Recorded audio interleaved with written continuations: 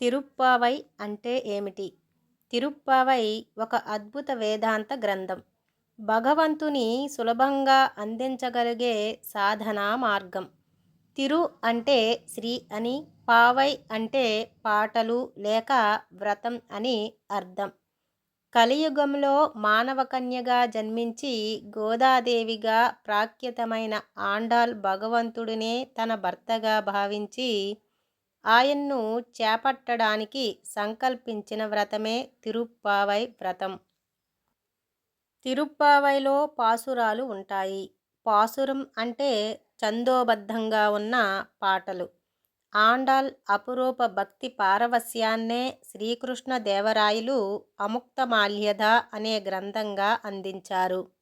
తిరుప్పావై వ్రతానికి కొన్ని విధి విధానాలు ఉన్నాయి. వేకువజామునే నిద్రలేచి స్నానం చేయాలి. ప్రతిరోజు క్రమం తప్పకుండా స్వామి కీర్తనలను, తిరుప్పావై పాసురాలను ఆలపించాలి. పేదలకు దానాలు, పండితులకు సన్మానాలు చేయాలి. స్వామికి, ఆండాళ్లకు ఇష్టమైన పుష్ప కైంకర్యం చేయాలి. ప్రతిరోజు స్వామివారికి పొంగలి నివేదించాలి. సృష్టిలో భగవంతుడొక్కడే పురుషుడు. మానవులందరూ స్త్రీలు అనే ఉద్దేశంతోనే విష్ణుమూర్తిని శ్రీవారు అని సంబోధిస్తుంటారు. అటువంటి విష్ణుమూర్తిని భర్తగా పొందాలనే తలపుతో గోదాదేవి ధనుర్మాసంలో చేసిన ఈ వ్రతాన్ని నేటికి మనం ఆచరిస్తున్నాం. ధనుర్మాసం మొదటి రోజున ఈ వ్రతాన్ని ఆరంభించి భోగి రోజున ఆండాళ్ శ్రీ రంగనాథుల కళ్యాణం జరిపించడంతో ఈ వ్రతం ముగుస్తుంది. శ్రీ వైష్ణవ సంప్రదాయం ప్రకారం భక్తి సాగరంలో మునిగి తేలిన వారిని ఆళ్వారులు అంటారు.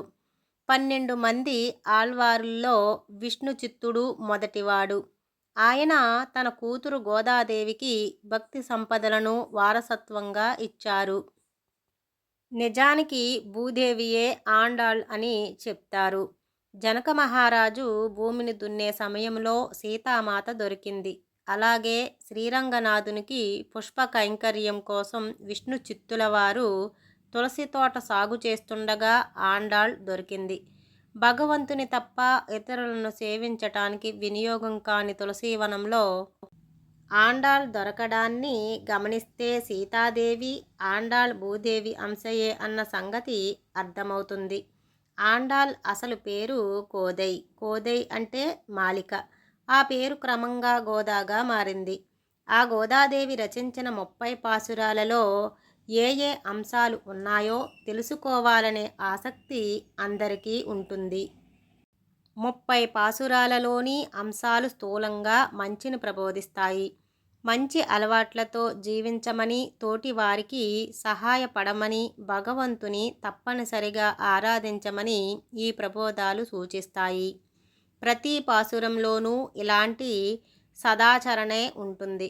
సర్వం శ్రీకృష్ణార్పణమస్తు. లోకా సమస్తా సుఖినో భవంతు.